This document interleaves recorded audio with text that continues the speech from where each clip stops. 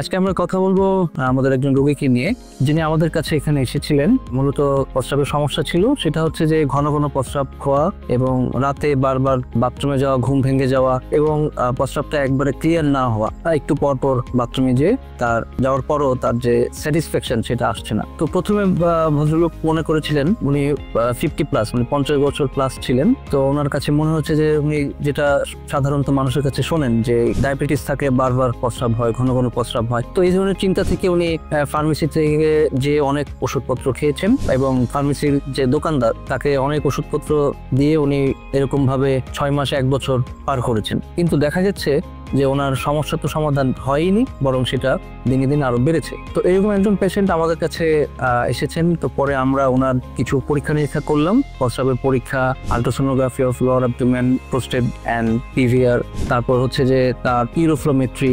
এই পরীক্ষাগুলো আমরা করার পর দেখা গেল যে ওনার ইউরিনের ফ্লো খুবই কম এবং প্রস্রাবটা খাপসা ভাবে আসতেছে, তার ড্রিবলিং হচ্ছে, ফোটায় ফোটায় আসতেছে এবং মানে বোঝা যাচ্ছে যে প্রস্রাবটা বাধাগ্রস্ত হচ্ছে। তেমন অবস্থায় আমরা দেখতে পেলাম যে তার প্রোস্টেট গ্ল্যান্ডটা অনেক বড় হয়ে গিয়েছে, যেটা ছিল অলমোস্ট 100 গ্রাম, মানে 100-এর কাছাকাছি। যেখানে আমাদের নর্মাল প্রোস্টেট গ্ল্যান্ড প্রত্যেকটা পুরুষেরই থাকে, সেটা থাকে অনলি 20 গ্রাম, সেটা ওনার অলমোস্ট 100-এর কাছাকাছি।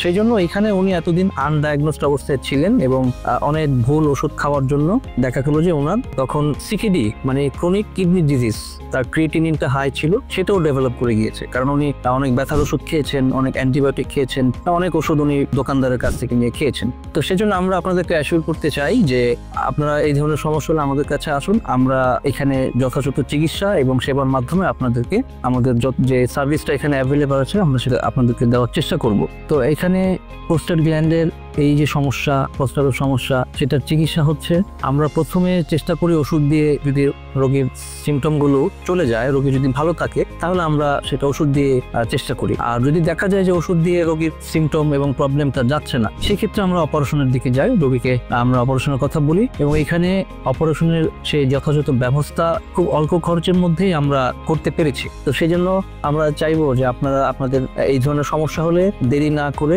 উল্টাপাল্টা ওষুধ না খেয়ে, ফার্মেসি থেকে না বুঝে ওষুধ খেয়ে আমাদের কাছে আসুন। আমরা চেষ্টা করবো আপনাদেরকে হাইয়েস্ট সেবা দেওয়ার জন্য। আমি ডক্টর রিয়াদুল হোসেন আছি আপনাদের সাথে লাভিটা হসপিটালে। শুক্রবার সারাদিন বসছি, আর এমনিতে আমি চেম্বার করছি ঢাকায় আজরাইল হসপিটালে। ধন্যবাদ।